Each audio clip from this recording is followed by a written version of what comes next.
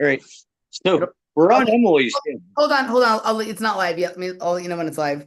All right. Yeah. I think we've just landed. Let me give you the link. I'll give it to you here in the chat so you can share it where you like. There we go. Let's find that. Share it where you like. And then I will tell everybody what's happening. And then there it is. There Okay. it is. All right, guys.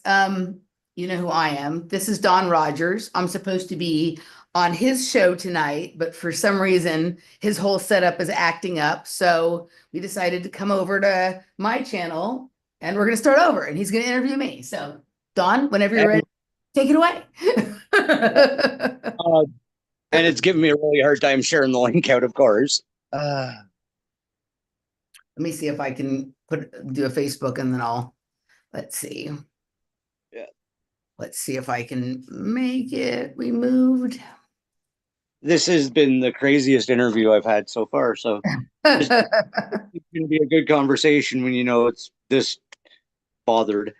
Paste. Let me tag you. Let's go at Don Rogers. There we go. All right. I just tagged you and posted it on Facebook. So you Yeah. can grab that. All right. There you go. All right. It's on Facebook, hon. She's going to share it out for me. All Thank right. you. Cool. All right. So Here we we're are. on, Take a deep we're breath on and then we'll Moyer. go. We're on Emily Moyer's channel because my entire setup does not want to cooperate tonight. StreamYard kicked me off of my own channel about a half a dozen times. So we got frustrated and came over here. So we're going to do the After Dark show on Emily's channel tonight. So just to refresh, as I had said, I first got to see you on Steven's show, BG Cast, and like just a lot of the information that you came out with was just like ding, ding, ding, ding, just lighting up everything that I've been into lately. And we'll skip over the what was your awakening thing because we already did that. And if you want to go watch the messed up half of an episode that's on my channel, you can hear Emily's awakening story, and it is quite in depth and very intriguing. But we had just gotten into the juicy bits about illicit substances and, you know, going from there, like, because that was actually one of the catalysts of your Mhm. awakening was your journey into illicit substances. And what I was getting at is like, there is this weird thing where, like, once you get into a certain stage of mind, you do start to perceive different frequencies and things that are around you. And that's what I was saying just before we got cut off is like, sometimes it goes a little far and the person's like a total crackhead and peeking out the window every few seconds. But there is that sweet spot where you can be in the buzz and just observing reality. And what you've discovered in that state is absolutely fascinating. Yeah, I mean, I certainly have done my fair share of illicit substances, and some of them caused a lot of problems for me, and others did not. And it was always that way, right? Like I definitely, like I told you, I had a year hard in the paint with crack cocaine when I was about 20, and then didn't do any hard drugs for a number of years, and then pretty much struggled on and off from the time I was 25 until I was 40 with methamphetamines, right? And I would go long periods of time not using it and then long periods of time using it. And those two substances were problematic for me in the sense that like I became on some level addicted. Now, I observed that what I found intriguing about the substances and what kind of kept me coming back for more or wanting to stay in that space was a little different than a lot of the other people I knew who used the drugs. I was very fascinated with this space where the lines between dimensions were blurred. And I was also quite fascinated with how fast the synapses in my brain were firing, and I was connecting dots and able to sort of penetrate through that like wall of almost understanding, but not quite. The other thing, and like I've had conversations with Thomas from Paranoid American about this, one of the things that staying up on drugs, more really with methamphetamine than Coke. Coke is a little bit different, right? But it allows you to go all the way down to the bottom of the rabbit hole. You can stay up until you're done with your chase, right? You're not like getting tired when you're just getting to the good part and not thinking clearly. I mean, eventually you'll get to a place where you're not thinking clearly. But I was definitely doing different things and pursuing different activities in that headspace than most of the other people I knew who were doing them. And then, sort of separately, but sometimes there was crossover throughout that period, I was also doing psychedelics, which those drugs never got into overuse for me.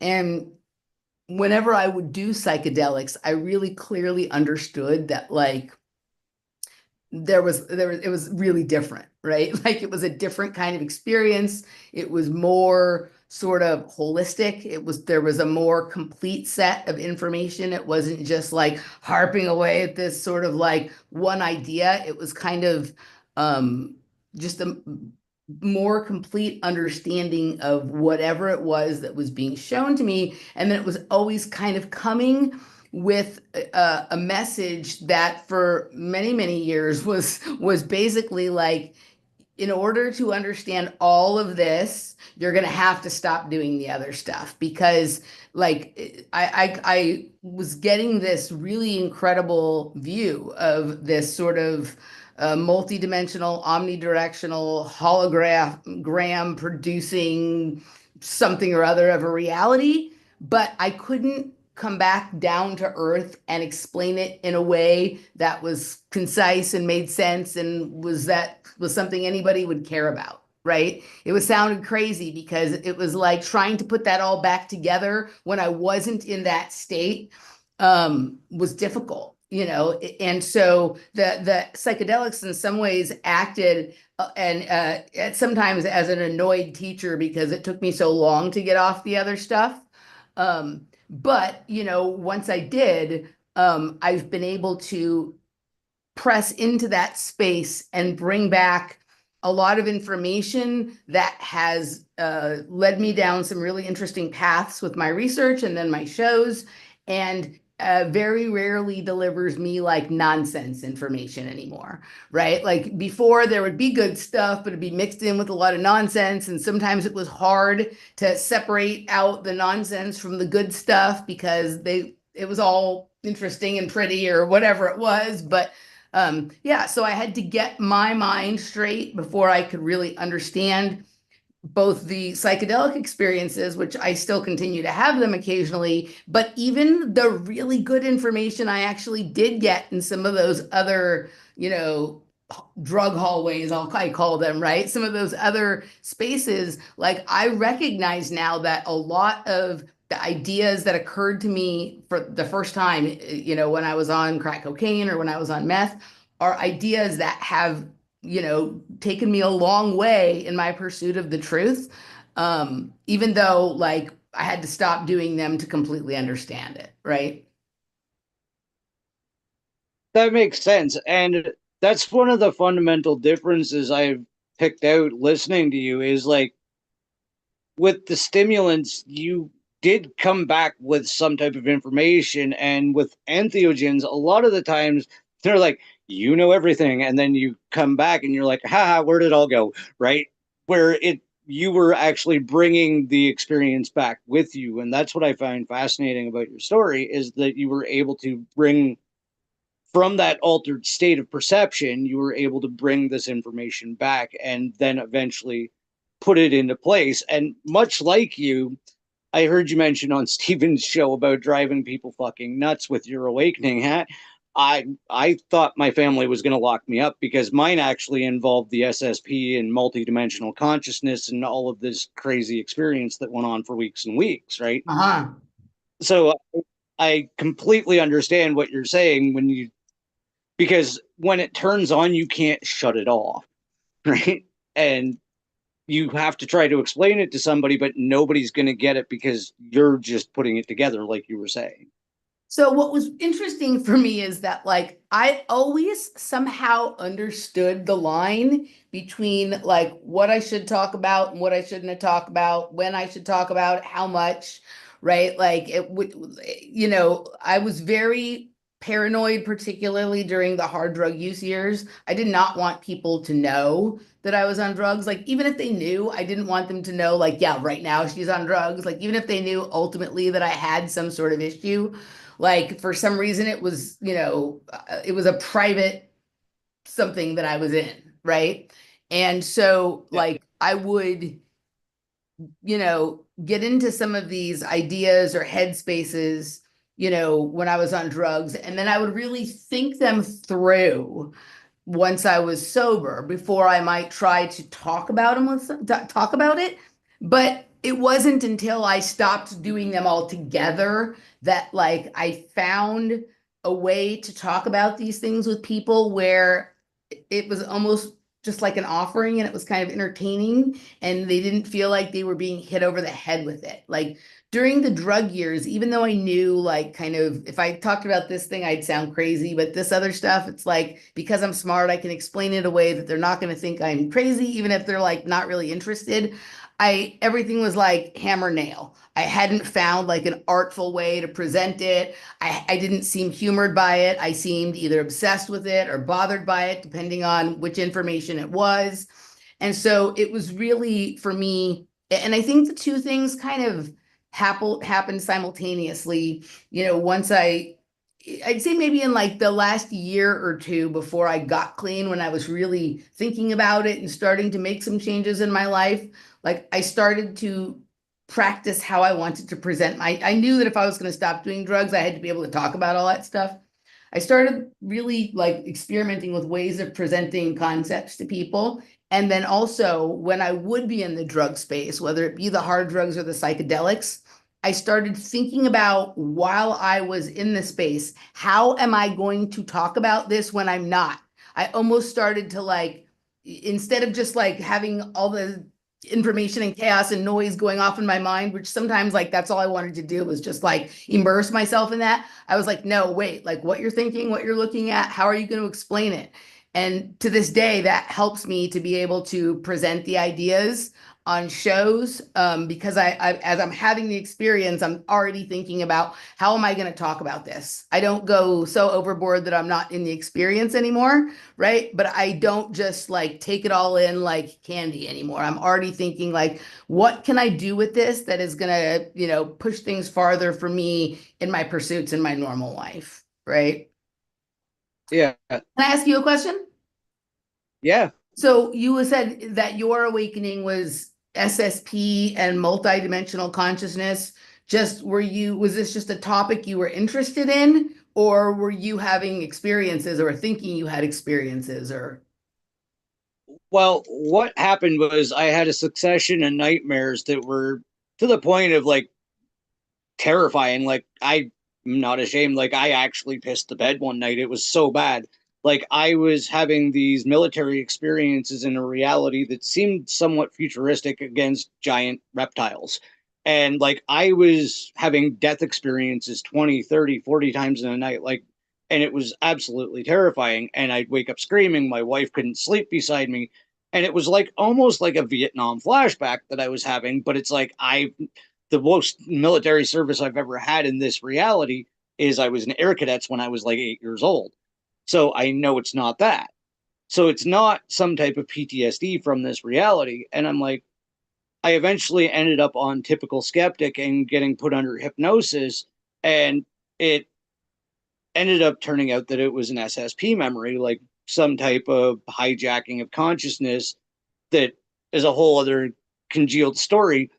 But what it actually led me to was the understanding it's like, okay, I am seeing and experiencing, and I was actually starting to get some visual overlay while consciousness until I finally wrapped my, well, while conscious until I finally wrapped my head around this. And it was like, wait, if I'm experiencing that stage of my reality when I'm resting my physical form here, that means I can tune into that frequency of another stage of my conscious existence.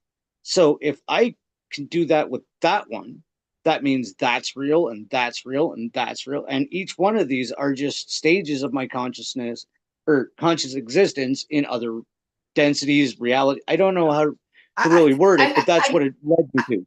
I have two questions, and then like maybe I can offer something that as a way to think about it that helps me. Can you tell me what air cadets is? Because we don't have that here. Maybe that's a Canada thing. What is air cadets? It's basically like military junior. They teach you about how to fly planes. We actually went up in gliders and stuff like that, and they teach you like aerodynamics and how a plane works, and they teach you to march and salute and be a good little soldier. And And did this that happen was the like at like a camp, like summer camp, or like a training camp, or where did this happen? it was actually at a military building in Ontario, Canada, and you went there several times. Like I think you went 3 times a month, and then there'd be like you could go to camps, you could go to shoot. Like they taught us to shoot in the basement, right? It Hmm. was very strange, but yeah, it's like So this military organization for children. so the reason that I ask is just because a lot of my strange memories from childhood come from summer camp, right? And the summer camp that I went to, as people who on this channel are well familiar with, but you're not, so I'm going to tell you and they can listen again. I went to a summer camp in Chatsworth, in the hills of Chatsworth, located right near the Manson Tunnel, right? Which is, basically like where he had his kind of cult living for a period of time, near Spawn Ranch. And there was movies filmed there and whatnot, but also Santa Susana Pass or Santa Susana National Laboratory, which was then owned by Rocketdyne and is now owned by Boeing, which is an interesting installation in the hills of Chatsworth, where a lot of unusual things have gone on the site of what's called Burrow Flats, which is where Indians used to live there, and a very important cave painting that I have chronicled many times on my shows is there that has some pretty interesting drawings as to what maybe Boeing or Rocketdyne might have been interested in there, right? What's interesting is I have a lot of memories from that period of time in my childhood that match up to like some of the points that people who think that they were in secret space program or whatever that match like the experience or like what the top, it sounds very similar. But for me, I never thought I was going to space. For me, I thought I was being exposed to something that was to try to make me think I was going to space. Now, to add another layer onto this, right? Andrew Bashago, who was one of the people who popularized this idea of traveling to Mars, right? He talked about both time travel, teleportation, and like space travel, right? He grew up in Chatsworth. He literally grew up just a few blocks from where I grew up, went to the same high school, and had similar sets of memories from the same locations that I do. Now, he deeply believes that he's been to Mars, that he's traveled back and forth in time. So I believe that he is being honest, but I believe that his perception of his memories are just different than my perception of mine. And summer camps and training camps and things like this were applied. I'm guessing you're about my age, maybe a few years younger. In the 70s, particularly, but even into the 80s, these kinds of summer camps were hotbeds for Project Talent and Gate. And even if it's just like exposing kids to strange situations, experiments, energy fields. I mean, literally, there are fusion reactors and particle accelerators and things in these locations. And so there are strange energy fields. And I've always thought that what they're really looking at is like which kid has which reaction to being exposed to this location. Some kids don't notice anything. Other kids like start talking about, having weird experiences outside of time. Some people get sick. I don't know if people have ever seen the TV series Dark, that does a really great job of explaining the multitude of responses that people can have to being exposed to radiation. And the location that I'm talking about in Chatsworth, there's been an ongoing radiation leak there since the 70s, right? So, something like air cadets, right, could be you could have had some strange thing happen that in a child's mind, like plays out in some way that sounds more fanciful than it really actually was. But because it never got resolved for you, that seems like something that might play back later, right? In the dream space or whatnot.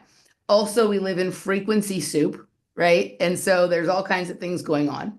But the way that I think about these experiences now is more like frequency bands or dimensions, like stations on the radio. We have one radio, and you can tune into like a multitude of stations. And sometimes the two stations blur. Sometimes you're hearing songs or noise from two different stations, and that's confusing as well, right? And also, sometimes drugs or light or sound or other stimulating, activities or experiences act as like the key to a specific frequency band or to that station on the radio, right? So, your thoughts?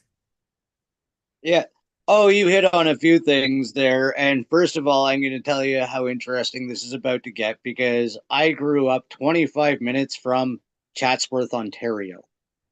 Oh, I didn't even know there was a Chatsworth, Ontario. I know there's Chatsworth House in England and I know there's Chatsworth, Georgia, but I didn't know there's a Yeah. Chatsworth, Ontario. That opens up a new can of worms for me. My mind is already going racing on that one. Okay, tell me about it. So it is just a small town, but it just the name kind of stuck out. And one of the other things I wanted to get into was you were talking about summer camp experiences. Here's where it gets really kooky when you were talking about the gate programs and all of that. Is my sister is a professional educator. She was an A student from like grade 1 to grade 12. Boom, right? I was the quintessential Bart Simpson C, maybe D, even failed a grade, right? Was never the good student. In grade 4, I almost won the science fair.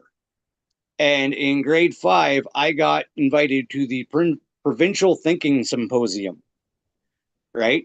This provincial thinking symposium was held at a church summer camp, which was 8 minutes from a military base. I remember the bus ride there and the bus ride home, and the rest, I have like one Wow. memory of being like the smart kid, and the rest is blank Mm-hmm. for like 8 hours. Yeah, we live in a reality where, and this goes against like a lot of conspiracy lore where people think that like the government and the elite want to kill us or get rid of us and reduce the population. I disagree. But there was a time I believed that, and then I observed reality for long enough to know that the what government or the whatever, whoever the fuck, whatever, they see us as resources. And the thing that they're most interested in is our perspective and our genetics, right? And especially they especially love having access to it when we don't know. They like us to think we're sort of like meaningless and just a speck of sand on a large, beach or whatever. And maybe even it's okay if we think that the elite or the government wants to kill us or whatever it is. But like secretly, they're really, really fascinated with how individuals experience reality, perceive reality, react to certain situations, and not just because they're interested in developing psychological profiles on everyone, though they are, right? More because as I'm sure we can get into. I know you wrote an interesting like article that I read, and it was part of what made you want to have this conversation with me. They are really, really interested in our genetics and in how our each individual's like cocktail responds to external stimulus, to information, to energy fields, to other operators in the field, right? both in terms of like our energy, but also in terms of our perception, both intellectually, information, and then literally how we see things. Because the eyes are a really important part of quote mind control or all of this sort of stuff. They're very, very interested. There's like a really good movie called Eye Origin. I don't know if you've ever seen it. That kind of gets into it. But the eyes have been studied as part of mind control as far back or farther than Egypt, and certainly in, Nazi era Germany, that's something that they were really interested in, were people that had central heterochromia. And so, it's not a, um, it's not a hierarchical or like, oh, this person is special or something like that, right? Which is part of like when MK Ultra started to become popularized in the early 2000s, there was all of this. These people have special talents. These people have Rh negative blood. They're special or whatever it is, right? And that felt like a red herring or a canard to me. It's like each person's got a different thing going on, and maybe the key to a different room or the access point. Oh, of course you have it, right? The DNA or what's going on with each one of our the pupils and irises of our eyes are like keys to different rooms in the hotel, and each room in the hotel has different books on the shelf and different sort of data stored within, right? The era of big data is really about the data that is being stored in our DNA, in our genetics, in our bodies, in our memories, in our mind, right? It isn't really about what's on our computer. That's just how they measure what our awareness of ourselves are at this point. Yeah. Absolutely. And I would love to know like what got you, because I do want to get into the data storage stuff, but what really pushed you down that rabbit hole, we'll say, right? Because I know for me it was the most random question. Another podcaster asked me if I thought it was a simulation. And trying to figure out the biomolecular construct of our reality is where I fell into it. So I'd love to know what brought you there. So interestingly enough, like the interest in DNA for me came really early on in psychedelic, not like the earliest. Like my earliest psychedelic experiences were with MDMA and LSD, and then a little bit later with mushrooms. But in the beginning, with all the psychedelics, I was going to raves, I was breakdancing in the circle, I was like partying and having fun with friends, and I did notice like the early time, when I started doing LSD, that there was like a very like psychological, analytical aspect to it. Sure, it made things look kind of cool. But it wasn't until like probably like a year or two into playing with mushrooms that I stopped like engaging in the more external part of that and really started to go into the internal part of the trip. And for me, it was in very stimulating environments with techno music and big sound systems and light shows and visual shows sometimes. But I wasn't that interested in like the external thing. I was closing my eyes and starting to notice that there was like this whole other show on the back of my eyes. And very early on, I would see just kind of the same things over and over. And it was usually like mandalas, sacred geometry, Egyptian stuff, and DNA. And so I would like come home from parties and want to see those things again. And I didn't know much about any of those things at that time. So like I would type in search terms. I didn't even know the term mandala or sacred geometry. I would like type in a description of what I thought I saw, and typed in DNA. So I started looking at DNA art and things like that. And for me, those things were all connected, right? Techno music, psychedelics, DNA, symbolism, sacred geometry. Like I would kind of, they were all clustered for me. And eventually I got to the place like where I even started to consider, and I haven't thought about it for a long time until just a few years ago. I started really thinking about it again. I remember considering, and that's why I have the avatar I do on YouTube, that what if DNA was actually like a psychedelic drug? What if like early on in, sort of the evolution of humanity that like so we took something or we had some sort of experience that fundamentally changed us, and like we've been tripping this experience of being human since then, right? So I started like I always kept looking for stuff like that, right? And then, a couple of years, I started to have really advanced visuals that continue to this day. They became, beyond anything I've ever seen on like a real visual show. There's starting to be some art that looks at the level of what I see behind my eyes, but and there's starting to be some mapping shows and things at parties that look kind of similar.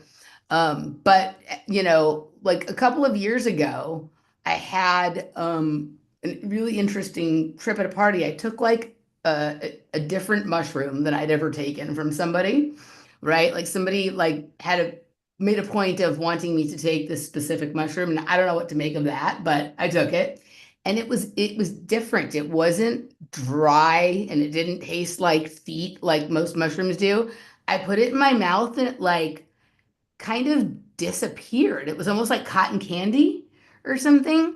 And my whole trip that night, like when I would close my eyes, I was literally watching like DNA, like DNA be like written or like doing stuff. It was like dancing. It was responding to like I was watching it on the back of my eyes, and it was very correlated to like the music and certain points. And I was watching how it does different things. And I realized that it's like some kind of like light language that is controlled by sound, right? So it's like some kind of antenna or receptor, right? That like it behind my eyes, it was like glowing in this way. It was like lit up, right? It was doing all kinds of interesting things, but it was very much being controlled by the sound. And I came back and did like a whole show on this. I did a couple of shows, I think, about, this experience I had with the DNA language, and it really started me kind of down the rabbit hole as far as like the connection between psychedelics and DNA. And then I started to look into the connections between nuclear fusion or fusion and DNA. And that was when these sort of ideas really started to take off for me. And at this point, it's obvious to me that our DNA is like how we there's like an external reality and then there's an internal reality, and like the DNA is like the tool that we sort of use to kind of interface with this like sort of hologram or projection that's between it. Like we're producing something, something's coming out at it, and like we're tuning it through that, right? I'm sure you've done mushrooms before, haven't you? So like Yeah. one of the things that I notice with mushrooms is like they're what they are in reality, like all the different fancy healthy mushrooms like cordyceps and lion's mane and all that stuff, they're adaptogens, which means that they like do whatever your body needs them to do when people take medicinal mushrooms. Psychedelics are kind of like psychedelic mushrooms for me are kind of like that. I find that they tune audio for me. So if I'm somewhere that doesn't have great sound, once I take mushrooms, it's almost like the mushrooms adapt the sound to something that is tolerable to me. It also extends my hearing like a really far way out. Like I remember being at a party, deciding for some reason right after I had taken the mushrooms that I wanted to go home. And so I went, it was weird. Like I just felt, I don't know, I just felt like I need to go home for some reason.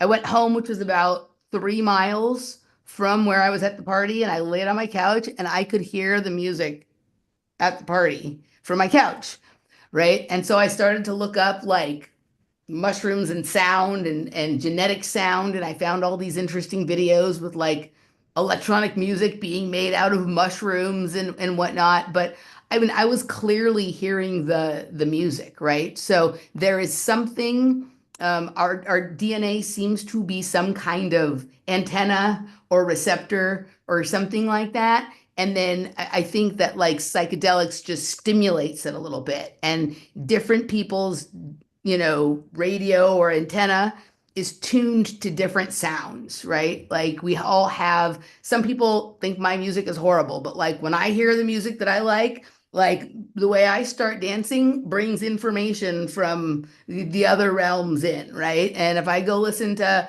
other music, it doesn't do that for me, right? So we're all tuned to a different frequency, different set of frequency bands.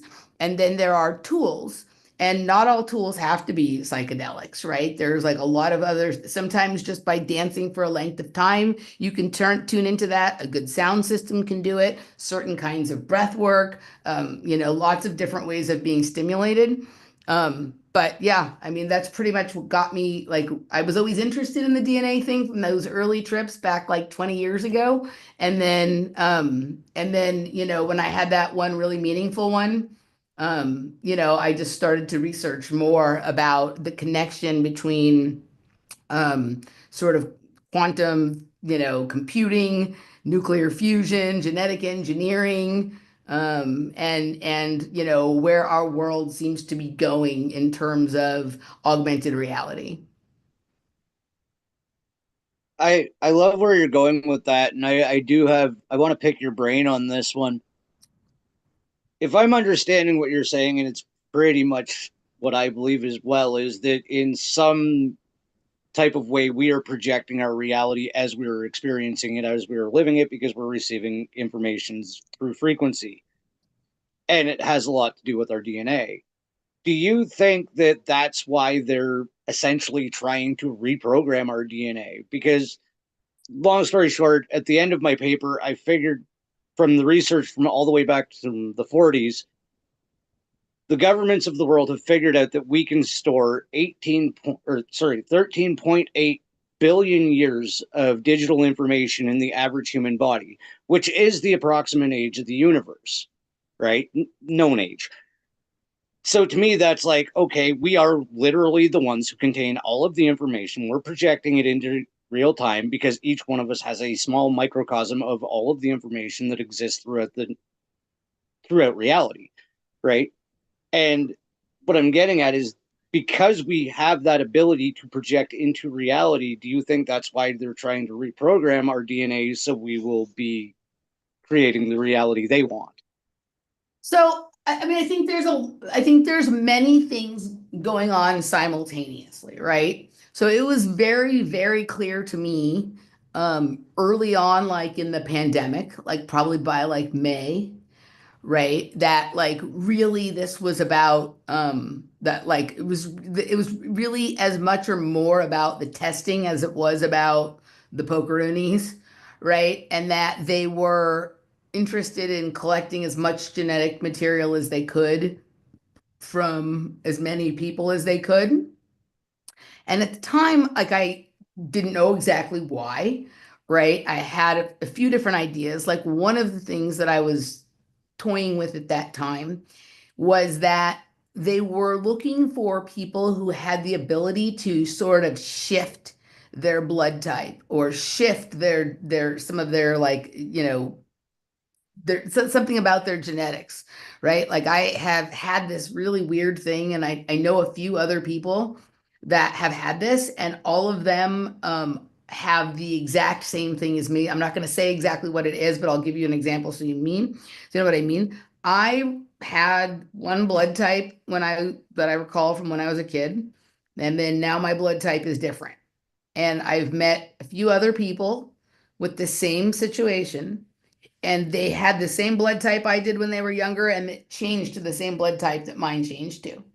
So I was curious as to whether this was a phenomena that was going on, like something had been done to our environment or to our fucking food, or had we been injected with something that made that happen, right? Or was it something that some people's bodies were doing naturally to evolve, like because to avoid some issue that was coming, some like, we live in this toxic soup, and a lot of people have a lot of health issues, and maybe if your body is able to do something like that insulate. I didn't know. I was playing with all kinds of ideas, right?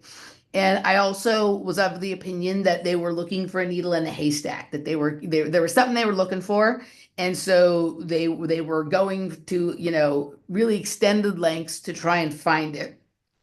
And then later, when things became more about the poke, my questions started to be, well, like, what is this? Is this like, are they trying to put in like a leash, right? Like, are we about to, like, are we moving into a time period where it's going to become obvious that you can move through dimension and move through time, and it's going to be really difficult to control people? And so if you, it's like putting an electric collar on a dog, right? Or is it introducing something to the bloodstream or to the body that would be like, when they go to a crime scene and they spray luminol and then everything glows? Like, I wondered if, like, oh, like, will there be something in your body that if you have traveled outside of your normal domain temporally or dimensionally, then it'll show up, like you'll glow, right? So I played with that idea. Um, and then, once I had that experience that I mentioned at the party, actually, that may have come after I'd already started digging into this connection. I for some reason, got very obsessed with the idea that nuclear fusion and DNA were connected. And I don't, so I started doing a lot of research, and pretty early on in the research, I'm like, oh, duh, how did I miss this, right? Like, the most amount of our DNA is in the nucleus of the cell. So, of course, there's a connection between like nuclear and DNA. And of course, we have the new, I felt dumb for like not having caught that earlier, but then that sort of shifted the research to looking at things. And I went down some pretty interesting rabbit holes. And then one day I found this article that I brought back up because when I knew I was going to talk to you today. I found this article. Let me pull it up so I can show you. Where did it go? Here it is. While I was researching fusion and DNA, I found this interesting article, right? DNA may be the key to unlocking fusion power. And what was really interesting about this time period is someone in my family who I had always felt was connected to nuclear fusion, but there had been like a denial around that. Suddenly there was a bunch of information available that proved exactly, what I suspected about this person. They had passed, and there was a lot more information available. And in fact, these very kinds of fusion were stuff that he had worked on. So I read this article, and this article is really interesting. When the show when it's done, I'll put the link to the article. Unfortunately, you have to like sign into Medium with Google or be a member or something to read the whole thing, but you might be able, I don't know, sometimes they let you read it once for free.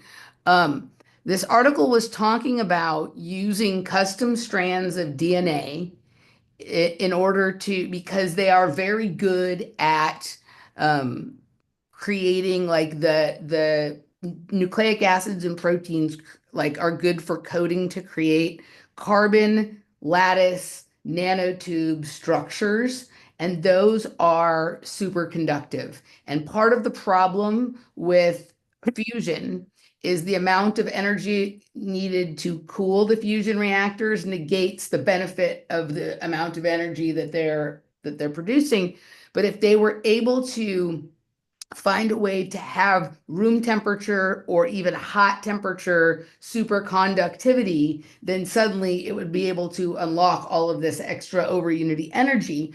And it just so happens that some DNA codes for these very perfectly crystalline structured lattice nanotubes that may allow that to happen. And in fact, University of Virginia School of Medicine and is working on it, and they're thinking that they're going to be able to possibly power magnetic confinement tokamak plasma fusion reactors with this. And so it's not there yet, but that's the kind of technology that they're working on. And I found that, I think I found it in 2023, even though it was written at the end of 2022. I think I found it in early 2023. And then I realized, oh, this is the era of technology that we are going into, is technology that is dependent and not it, like we all know about like synthetic biology and all of that. That's not what I'm talking about. I'm talking about quantum computing, fusion reactor, all this kind of stuff dependent on our biology and genetics, where like something from the human is going to be powering the next generation of technology that, crosses a lot of borders and boundaries. And when I say that, I'm not talking just about, oh, they want technology in your body, though there's certainly interest in that. I'm talking about being able to transport packets of information, quantum transportation. I'm talking about, really high end. I'm talking about like individual augmented realities that don't require wearing a headset. I'm talking about like, portal magic, time, like timeline jumping, all kinds of stuff. That I think what's going to happen is the most economic and efficient and probably just best way to do it is going to be, with the human resources. And so I decided that rather than be so offended by that idea that I bury my head in the sand, I was like, I don't know, there's something about that that might be kind of cool, especially if I understand it. If we understand it, it's a lot harder to weaponize against us. And so for me, the world really opened up with that. That is absolutely fascinating. And I've been like scribbling as you're talking, so I'm just trying to pick out which is the most prevalent that I want to bring up here. Um, just one thing that you made me think of there when you were talking about like advances in technology, and you mentioned MK Ultra earlier. I'm just gonna side scroll here for a second and then I'll go back to the gene stuff. Did you happen to see, I know you're not on social media much, they are now advertising that they can single out one person in an audience and put music directly to them. Yeah, I It mean, yeah, this has been, I've been aware of this technology for a long time, partly just because I've been to, at this point, several hundred, probably over 1,000 electronic music events. And some of the parties that I attend deep in the underground bowels of Los Angeles, I live in Austin, but most of my music stuff is in Los Angeles, are at the cutting edge of experimenting with sonic alchemy, light technologies. Like, I mean, sometimes people hear me talk about it and they're like, whatever. And then I take them and then they're like, oh, fuck, right? You weren't kidding. And so like, I have had enough experiences at parties where my experience was so completely different than a person standing right next to me. But there will be like a few little crossovers that like I've been aware for a long time that can be done just through the sacred geometry of space, time, and sound. It doesn't necessarily have to be some spectacular special device, though whenever some sort of effect is achieved, then people immediately start looking for efficient ways to replicate it over and over and over, smaller technology, more control, all of that kind of stuff. Yeah, I mean, I think that we're like I also think that there's many levels to this technology, right? There's like most people are there, they're at the show or they're at the party, and their sort of consciousness is mostly focused on the most obvious things. But once you've been to hundreds and hundreds of parties and these kinds of places, you start to pay attention to different things going on at different levels and different layers. And I think a lot of these events can actually be a way of cloaking something deeper going on within, like like a Russian nesting dolls of sonic experiences and whatnot. And I've seen and experienced some pretty out there interesting stuff. And so at this point, I prepare to go to parties more like I used to prepare to go for gymnastics competitions, right? Because like it is more like that, right? The more sort of physically prepared you are for the stimulating situation, the more likely you're going to have a coherent experience. If you're a mess, it might be a mess, or you might just miss it completely, right? Like you might literally, like I think there's people who sometimes like completely miss out on like the portal that just opened and the person that popped through right next to them because they're just fucked up or they're whatever it is, right? Parties are a great Um, place, right? There's a plausible deniability for everything because so much chaos, people on drugs, all that kind of stuff, right? So, yeah, I love that you brought up a portal because I'm going to share a party story. I actually took our teenage son to his very first auditorium concert. We went and saw Godsmack, and one of the opening bands started a mosh pit, but he started a circle mosh. And I actually have the video, and you can pick it up on the audio of him screaming, "Open a fucking portal," as people are opening and it's like, I didn't even realize I had caught it until I got home and started watching the videos. I'm like, oh, that's really cool. It's in a mosh pit.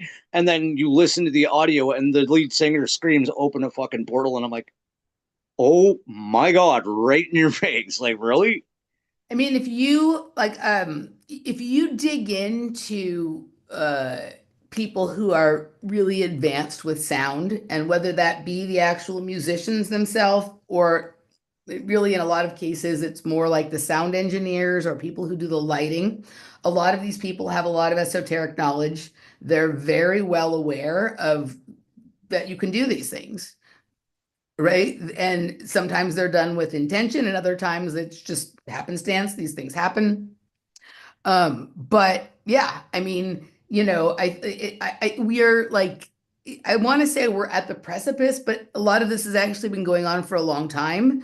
But at this point, it's just become more ubiquitous. There's more opportunities for it, and it's more like anybody who is, anybody who's willing to sort of experiment with their consciousness and do some sort of research. And the biggest thing is just like paying attention, not writing off the situations that feel like, oh my God, that was kind of crazy. Yeah, that must be my imagination. Like if you pay attention to how you're feeling when stuff changes, like at this point, like I can feel when I'm about to have some kind of weird experience, and then it's like I'm paying attention. I've become very good at sensing that something is coming, paying attention, and then looking for like the thing that is creating the experience. Like where is it? Like what is happening? Where is the like scaffolding or the particle or the point that the sound or the light is hitting to create the opening, right? And once you've sort of identified those spots, then you start to see who else is aware of them and like what's going on, how you can use them, should you use them. And like sometimes the answer is no. Like sometimes it's like, I'm just gonna watch that and I'm not gonna go near it, but I'm gonna continue watching because it's interesting. And other times it's like it's not even a question. It's just like you're like, okay, like I just had a, sort of a, a a transcendent experience. And when I say transcendent experience, I don't necessarily mean like in the more spiritual sense, though I've certainly had that as well. But like literally, I was in one place and now I'm in another, right? Like a crossing the threshold kind of experience. And I think it's an exciting thing about there's lots of things about what's going on with science and tech that are not exciting really sounding, especially like some of the people who are in charge, and whatnot. But there's also some really cool stuff happening, right? And sometimes like I took my girlfriend to a party in Los Angeles, and she's the type that maybe gets nervous in those kinds of environments sometimes. So she was a little hesitant, but like once she kind of settled in, she was like, "Oh no, this is actually cool. Like I felt fine there. Like these people are all really here because they love this music and they like the same information and topics that we do, and this is a place to go and like geek out on it, right?" So Yeah. That actually is kind of intriguing. I wouldn't mind going, but I think the artificial knee and my age might be beyond that. So yeah. Um, I just want to go back a bit when we were talking about where they're looking for certain things in genetics and certain things. I'm not even going to beat around the bush. Do you think that they have throughout in history had like family tracking and people inserted into certain bloodlines to alter the outcome of that family's path? It I've seen some very archetypal things about some families recently that I've been just observing, and Mhm. it's like, wait, that is the exact same as this, right? There's something to the fact that everything's working in a pattern, but do you think the government or whomever does insert other people or track certain families' genetics? Okay, so like sure, I think this goes like well beyond government. Like I think like government is just a management system on something for the situation we find ourselves in.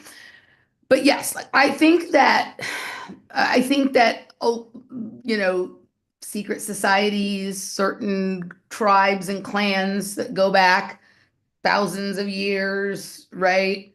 That it's part of their tradition, part of their, like, I'm sure there's like, dark, light, different kinds of indigenous. I think there's a million different ways that this is being done, right? Now, some of it is about like the location you grew up in, and some of it is about some, secret cabal of powerful and everything in between or whatever it is. But I think that they, have kept a tradition of being able to sort of choreograph or plan their reincarnation so that they're able to carry the 13.8 billion years worth of all of us have it, but most of us aren't aware of it, right? But it does seem that there are some people that are really well able to tap into prior knowledge, advanced, understanding of ancient mysteries and things like that. So I do think that there are groups that have cultivated and curated and worked on this process, right? And that they are, and it's funny when you see like, oh, there was like a guy 200 years ago that looks just like Jay-Z or Justin Timberlake or whatever it is, right? But, they think there is some of that stuff. I also think that it's a lot of this is a spiritual science. So there's a science component and a spiritual component. I don't see those things as separate, though they would like us divided into the, spiritual people and the science people and have everyone at each other's throats. I think that just like if you put, you know, two chemicals together in the petri dish, there's a reaction. Like it's the same thing with people, right? Like I think what bloodlines are obviously, specific genetic sequences and all of that kind of stuff, but also different people have different trace elements in their blood.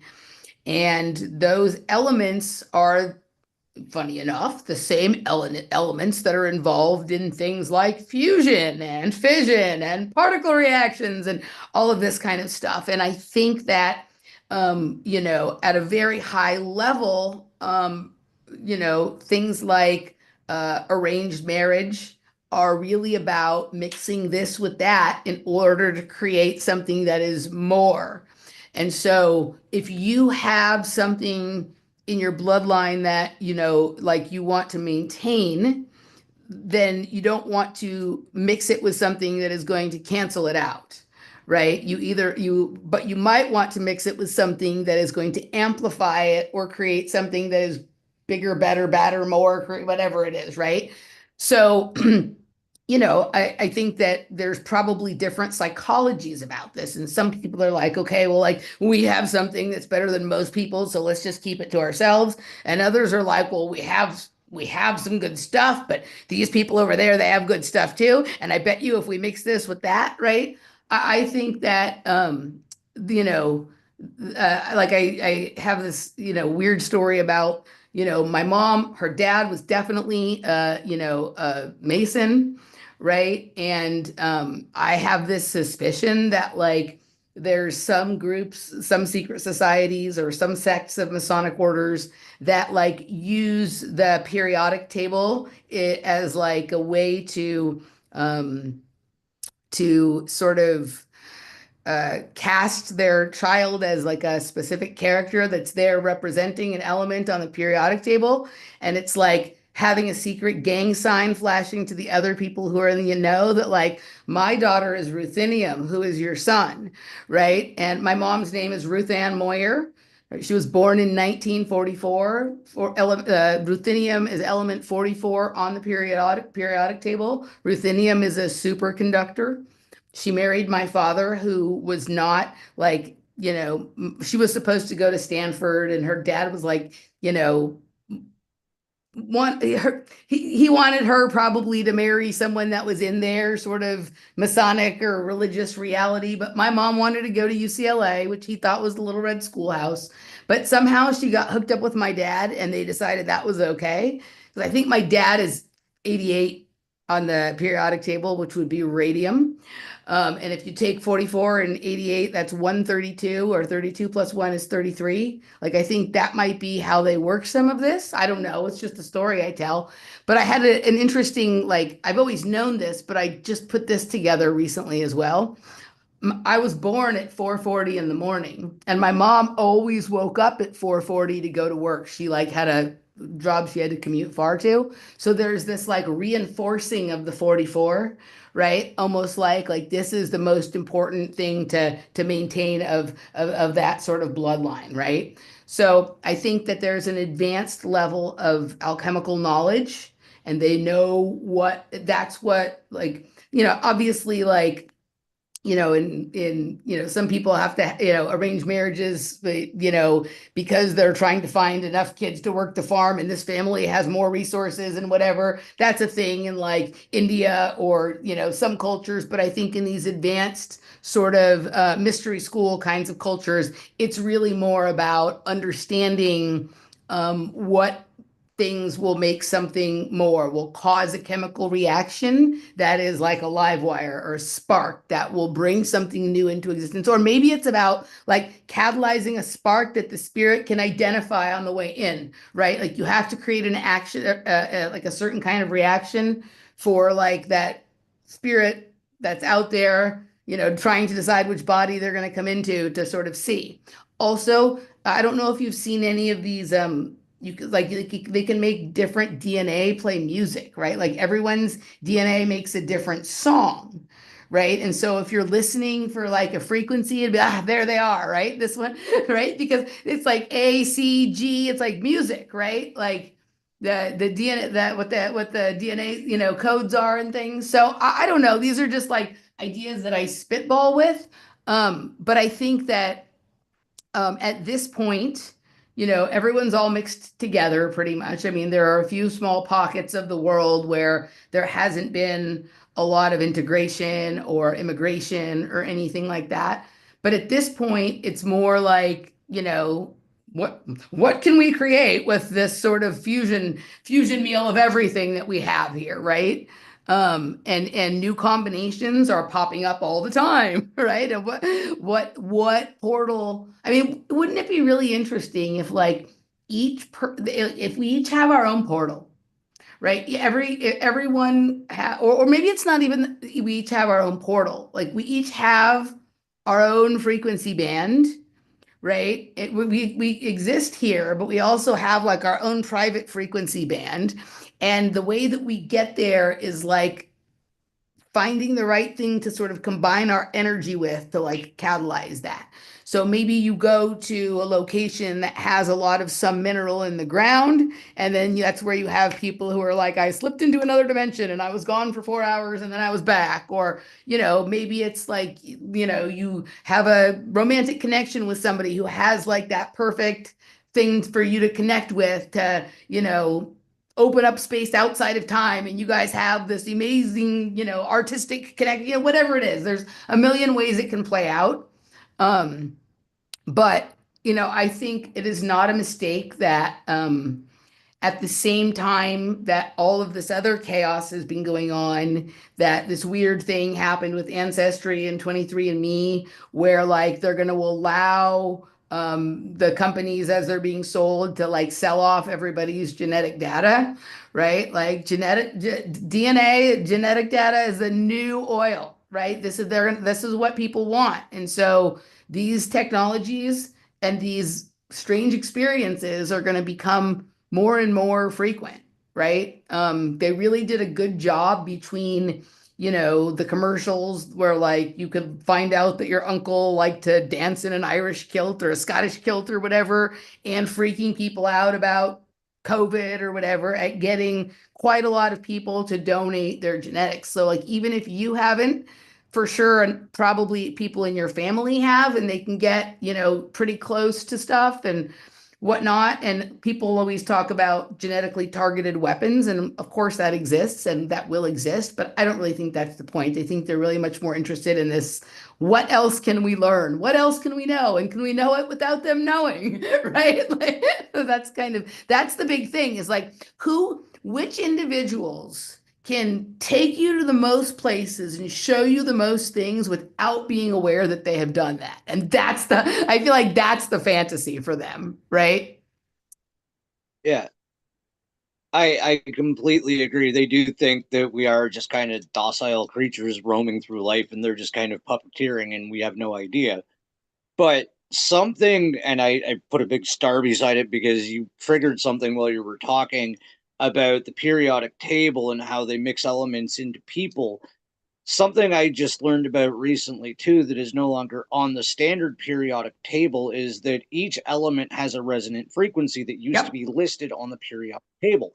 So exactly as what you're saying, that if I mix this element and this element, then it would have a resonant frequency of this, and that would be able to control, change, alter. It really is about the frequency of these elements that they're trying to combine. Have you looked into Walter Russell at all? Have you ever seen No. Walter Russell's periodic table? Oh, you're going to love this. I love showing people this for the first time. Here we go. This is Walter Russell's periodic table. And he has each of the elements correlated with octaves, with frequencies, with colors. So there's a few different iterations of it, but like this one is one of my favorite ones here, right? Let's see if I can make it big, right? So each of the elements is either male or female, right? It's like charging systems, discharging systems, ninth octave, eighth octave, seventh octave, right? And then there's like, here's another one that is pretty good that has the different colors. Everything is associated with a sound, a tone, right? And then like being either electric or magnetic. He's really into like electromagnetism. And so either male or female. There's a couple of other versions of it. Like this was an interesting, like you can look at it like head on or spread it out, right? He has a really hard book called The Universal One, right? That gets into a lot of this. But yeah, I love looking his periodic table, and it gets to kind of what you're talking about. He has it correlated with harmonics, right? Yeah, Yeah. that's really cool. Yeah. I have to look at that. I do a show about the periodic table with my friend Chris Miner. It became like I have a long running series called Playing the Glass Bead Game that started with Michael Wan, and it was about like really finding the interconnectedness of all things and synchronicity. It was inspired by the book The Glass Bead Game by Herman Hesse. And then, once Michael and I were kind of done with that, it kind of took on a new iteration when I started having all of these insights about D.N.A. and nuclear physics, and I was very interested in the periodic table. I've always thought that the periodic table is like an index for something else as well. And it's taken us like 2 years to get through the first two pillars, or not even through the second pillar of the periodic table. Each element is a fucking trip, dude, right? And one of the things that Walter Russell said is that The elements are not substances. They're the conditions that give rise to the substance. So when you have a certain harmonic, like when you have a certain frequency going, this material will appear. And we call that material this thing or that thing or whatever it is. But it's all comes from the same thing. It's the conditions that made it into what it was type of thing, right? And so, like, I don't like our understanding, like that we got from when we were little kids of the periodic table is wrong, right? But so I'm not saying that like, oh yes, the periodic table is the ultimate. Like, I think there's a lot of problems with it. But what's so crazy about a lot of these elements is like a lot of the elements, like when they discovered them, they didn't even have any. Like there was nothing. Like they didn't go and find some sample and determine that it was this. Some of them literally, like while they were experimenting with another element, something that they did to the element turned it into another element or created a byproduct of an element, right? And if they couldn't, or if they knew an element existed in nature, but it's like too rare or too hard to get to, they would like find another way to make it, right? So that tells us a lot about this place that we're in. And that, I mean, that's obviously like with alchemy, turning like lead into gold or water into wine. Like you can make I'm not going to say you can make anything else, but you can make lots of things something other than what you think they are. And sound, light, and resonance frequency, that's how it's done. I completely agree. Like I've been trying to wrap my head around like, the theory is simple. Like if I could change the vibration of my molecules, because each one of us is just so many billion atoms, right? And they all vibrate at a frequency, and mine just happened to make Dawn, and yours happened to make Emily, right? And we're just exactly what you're explaining. We're all just vibrating. If you could figure out how to mentally control the rate of that vibration, then you could also start to manipulate reality and pass Yep. through things, pass things towards you. And I think that's something that we have forgotten how to do, or Yes. used to know how to do, or are going to remember how to do. Yeah, I mean, I think that's exactly right, right? Like, I mean, I think part of how, um, it's about understanding how to sort of like disassemble and reassemble yourself, right? Like type of thing. And I think a lot of it is if there's something that is vibrating a certain way and you can find a way to match that, then you can be there or you can be that. It's kind of like the electronic music is a great metaphor for so much stuff, but like how DJs mix is they beat match, right? Like they're playing one track and then they want to bring in another track and make it sound like it's kind of like all one song. And the way you do that is you find a way for the beats to line up with one another. Like there's so much about reality that is like that. And it's you can do this with breath work, with yoga, with meditation, with consciousness, with exercise, with drugs, with music, with light, all of this kind of stuff. And I think it's about there's a lot of great. Have you seen this show Dark Matter on Apple? No, Right? Like no. it's basically, they create this technology that when you use it with the drugs, that you can travel to an endless number of iterations of the same place and whatnot. But what it really is just kind of like this sort of balance between what you're doing with your physiology and what's happening with your consciousness, and one can block the other. Your consciousness may be ready to go, but if your physiology isn't, then that could create an issue, and vice versa, right? Like we have a really strong idea of what we think the world is, and who we think we are and where we think we are, and that's actually strong enough to hold that in place most of the time. But if you can sort of relax that gaze or that awareness, like simultaneous to sort of vibrating yourself into a specific frequency, then you can go and you can come back, or maybe you don't come back, but maybe that's okay, right? Like I've had some parties where I not sure that I left in the same reality that I entered the party from. But like I am enough myself that like I could be comfortable with whichever version of myself I landed in, right? Yeah. That that really makes sense to me because I've had similar experiences where it's like, did I just shift? What the hell just happened? So no, I absolutely get what you're talking about. And I just had like a huge brain wipe. Um, I will go back to my paper.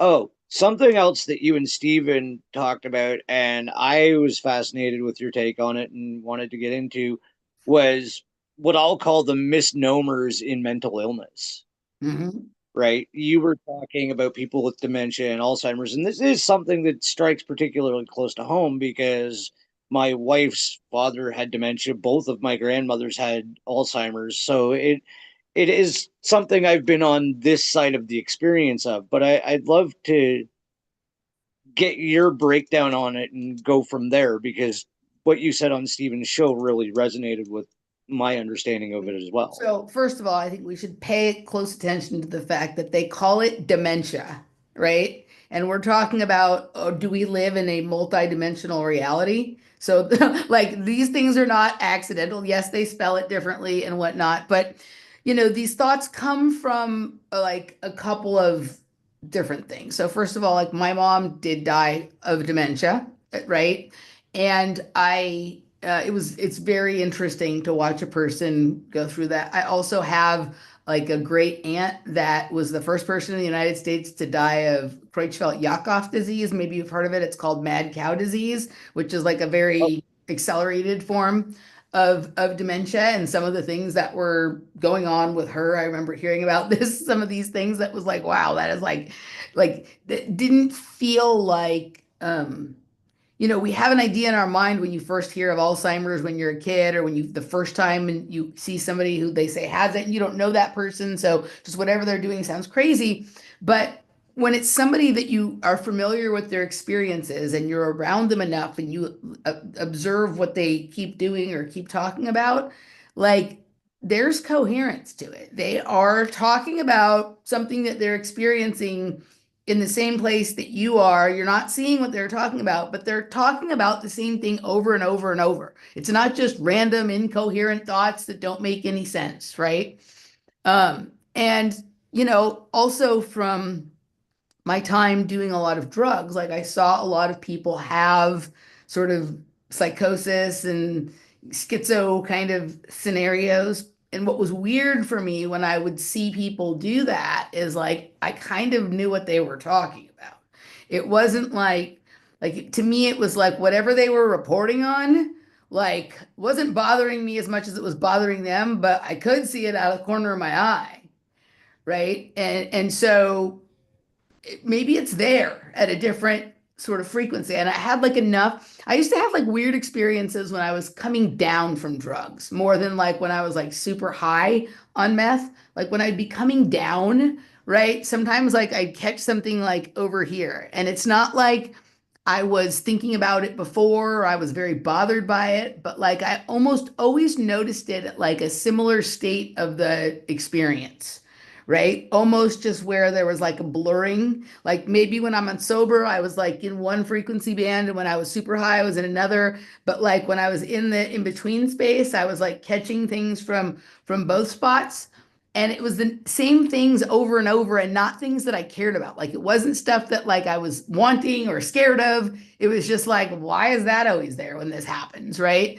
And then, talking to other people with these experiences, like I don't think there's like all of these different worlds that are far away, either in time or in space. I think it's kind of like the movie, like Everything Everywhere All at Once, and it's just which band you're tuned into, right? Which station on the radio that you have the dial turned to, and then there's sometimes some bleed over. And I think some people have a more expanded range, right? So I think that some people like can hear multiple stations at the same time, even if they're not like bleeding through, right? They can hear multiple stations at the same time. Maybe one of them they hear more like prominently and the other one is a little bit more recessed, or maybe they're hearing them both simultaneously, but they've been able to figure out like which one they're actually in and which one they're just aware of. And so I think that like we know this from like indigenous cultures. Sometimes some of these things that we call mental illness are actually like sacred conditions in some of those because they're how they get information about the area and the spirit realm. But I also discovered that there's a connection with schizophrenia and eyes. That a lot of time there is a correlation between people who have schizophrenia and who have some increased amount of lipid fat deposits in their eyes. And they don't know if the lipid fat deposits cause schizophrenia or the schizophrenia causes the lipid fat deposits, but there's a correlation, right? And there's also, if you get into looking into central heterochromia or other kinds of eye conditions, this has always been what like cults, mind control, there's always been a connection. Like there's the whole thing with like some of the finders cult and some of the missing kids that they like the kids that have either regular heterochromia or central heterochromia. You can go the Mengele was interested in the women and children that had it. And a lot of what comes along with the multiple colors in the eye are spots on the eyes that are seemingly some sort of like grid or map for something. So I'm wondering, and I also learned of something that is in eyes called cryptochromes that Allison McDowell told me about, and she had sent me an article about it in birds, but then this also is something that can occur in humans. And this is pigmentation in the eye. You know how like you've heard of like Tyrian purple, or if you listen to Amon Hillman, he talks about the burning purple, some of these famous purple and blue dyes that like wars were fought over and whatnot. Well, imagine like that pigmentation inside your eye and it's like wearing, you know how like you can go to Sedona and wear those certain goggles and see the UFOs? It's like Yeah. that. Like, what if there's some pigmentation in people's eyes or like these fat deposits for some reason open up a visual band that most of us can't see, right? And so my mom had been a subject at she had gone to the same eye doctor for her whole life. She had some interesting eye condition, and she had been going to the same eye doctor since she went to UCLA as an 18-year-old until like he retired a few years before she died. And then at a certain point, she became a subject of Jules Stein Eye Institute at UCLA. And I think that the eyes have a lot to do both with mind control, but also with these conditions. And I think the conditions are we've pathologized them, and we call the people mentally ill, but what we should really probably be saying about a lot of them is like they can see shit that we can't. And if they can learn how to, we think that, oh, someone's seeing something that's not there. No, dum dum, they're seeing something that's there and you can't see it, right? And if just that you've been into it like an environment before that's like overstimulating, and at first you're like, and then you get used to it, and then you can function in it, right? My Yeah. guess would be that that these people are seeing stuff that is there, just like your cat. The shit your cat sees is there, right? The cats have it. Some of the cats have really interesting eyes also. So it's there at different frequency bands, and some people are better able to order it and manage it, and others cannot, and they fall in, right? And I think a lot of the technologies that are coming around the bend, like coming down the pipe, are things that a lot of people are not going to be able to see with their normal eyes. But when they're on certain drugs, they'll be able to see them. So everyone will have like their own personal Pokemon Go that they can tap into with their microdose that will be supplied to them by their, doctor who's now into it or whatever it is. I think there's like a lot of that coming down the pike. But I also think that one of the things that may be what we're observing, the screen that the projection, both external and internal, are sort of meeting at, or that people are seeing, is the plasma field. Like 99.9% of the universe is plasma, and it is capable of doing computation and storing information. So it's like a giant digital brain, or like an invisible computer, that, does like a lot of the same stuff that we do, or that computers and machines do, but it's like, it's not, it doesn't look mechanical, right? But my guess would be that it's kind of like, when you go into if you watch like the underwater stuff on Discovery Channel, and you see like the like stuff down at the bottom of the ocean that has like bioluminescence or something. I Yeah. think that two things. I think for some people, they can see the glow on some of that plasma field. Sometimes it becomes obvious to lots of people, but I think some people can resonate with that and see that. But I also think that that is an information field that's like wanting to communicate on some level with people. And so if they're able to find, like I wonder sometimes if it clusters around certain energetic locations, whether those energetic locations be natural, or whether they be like power plants or transformer stations or whatever. Like I saw some like weird, crazy shit outside of a lot of parties in LA, are like in areas where there's power plants and transformer stations and things like that, which is interesting. But like I got to the party and everything was normal, and like later there was like these like secondary strange glowing structures, and I've been trying to unwind what that was, and I showed other people who took either no drugs or different drugs than me, and they saw it too. So it wasn't just me. But it literally looked like some sort of like not fully solid secondary structure that had arranged itself around the scaffolding of the power plant, right? And it seemed to be responsive to the amount of energy and the music and whatever it is. So imagine that. Like, imagine if some of these festivals and electronic music things or underground warehouse things are literally creating energy signatures that some of this other intelligence is attracted to, and creating like almost a way to communicate through that resonance, that signature that's being created. I don't know. But I think that like the stuff that people with some conditions are seeing, I think it's there and we just can't see it. Right. And I think that uh, as a society, we should take the responsibility of differentiating between people who are like different and people who are not well, or something like that. Um, and I think that that's the next frontier. Like I don't think it's space. I do not think space is the next frontier.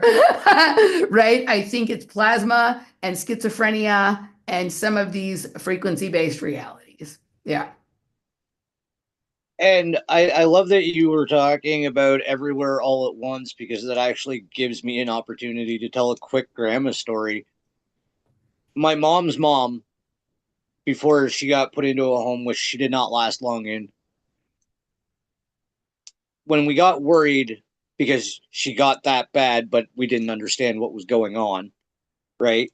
My mom showed up to her apartment, and my grandma was clutching a garbage pail with her slippers and everything. She was disoriented, but she was looking at my mom, and I want to go home. I want to go home. I want to go home. And my mom's like, "You're at your home."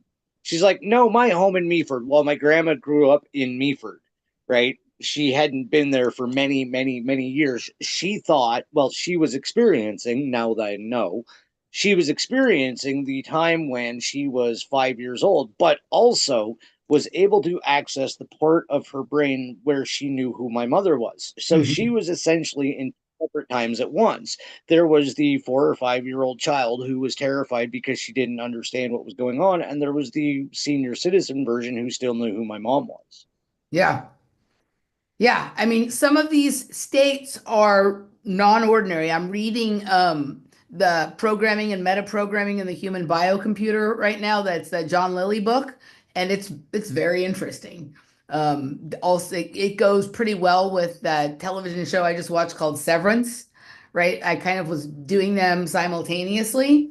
And Severance, though, like sort of stylistically, you wouldn't think so. It's really honing in on some of the same things that we're talking about right here, right? Yeah.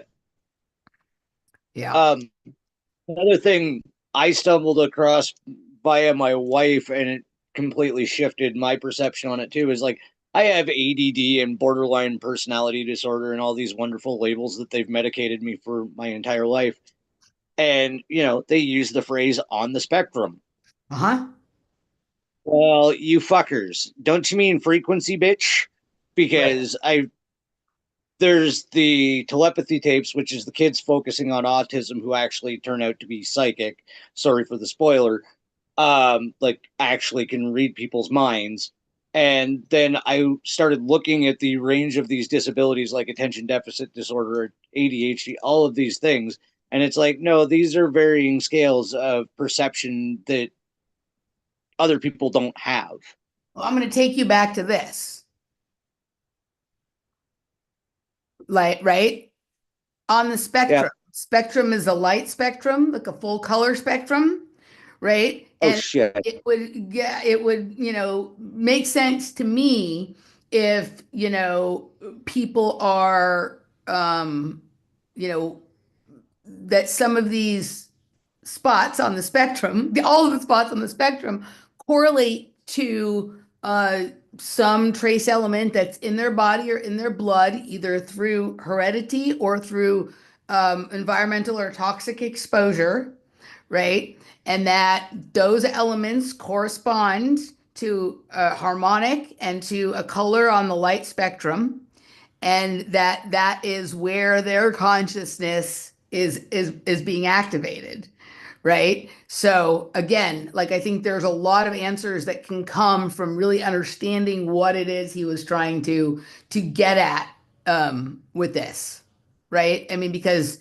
it's like literally like you can wind this up so it's circular, but it's almost like all these different little realities exist. Like we think we live in a carbon-based reality, but like what if there's a reality for each element on the periodic table, and all you have to do is know the frequency, the sound to play, or the light, the color of the light to shine, like on the pupil of the eye, or to hit the eardrum, or to make their DNA do a specific dance, and there they are. They're getting information from that realm, and we're calling it ESP or telepathy or intuition or whatever it is, but literally they are reading the field. That information is there, and if you can tune into it, you're reading it. That is the best explanation I think I've heard thus far in my journey. I do Like what I that really hit home. I know you gave Steven a paradigm shift, and I think that was mine because I can. looked at it in that context. All right. Wow, you just kind of, and on that note, I'm gonna thank you for this. And if you can please send me the link so I can download this, and I'm gonna cobble it Yes. together and try to make a video, and I'll do it on audio and I'll send that to you as well. Um, so for my end of it, do you want to tell everybody where they can find you? Because it's going to be on Forbidden Knowledge Audio as well, and where they can find you, where they can find your links and all that wonderful stuff. Awesome. Yeah. Well, right. My YouTube channel is my name, Emily Moyer. I'm also at patreon.com/, off planet media, emilymoyer.locals.com, and a small selection of stuff now on rockfin.com/, Emily Moyer. I do lots of collaborations with many other content creators, Danny Katz, Nish, Les Luthor, Chris Miner. I have hundreds of hours with Michael Wan and Jeff Gates, and I've worked with a lot of, and I've started with Randy Moggins on Off Planet Radio. That's all still there on those channels. Long series with Robert Phoenix. So there's all kinds of things there. My website is emilycmoyer.com. I have lots of content. I also do nutrition consultations and storytelling.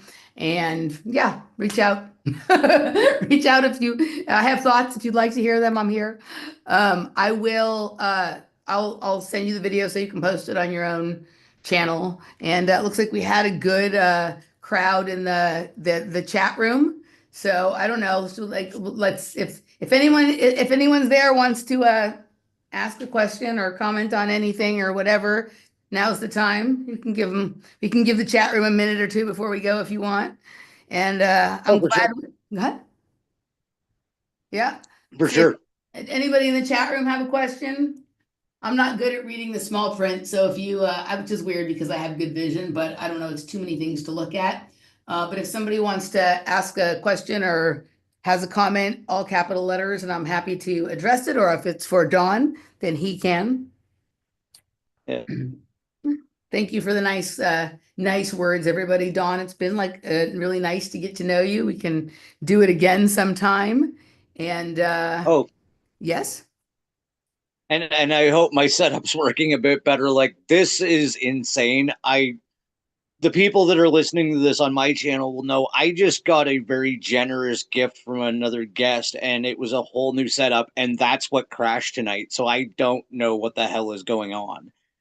Well, my dad does call me Hurricane Emily. Sometimes when I blow in, the walls shake. So, all right, guys, we are gonna. Oh, yep. I think. Oh, so here, someone has a all capital. Asked earlier, but do you think meth tinkering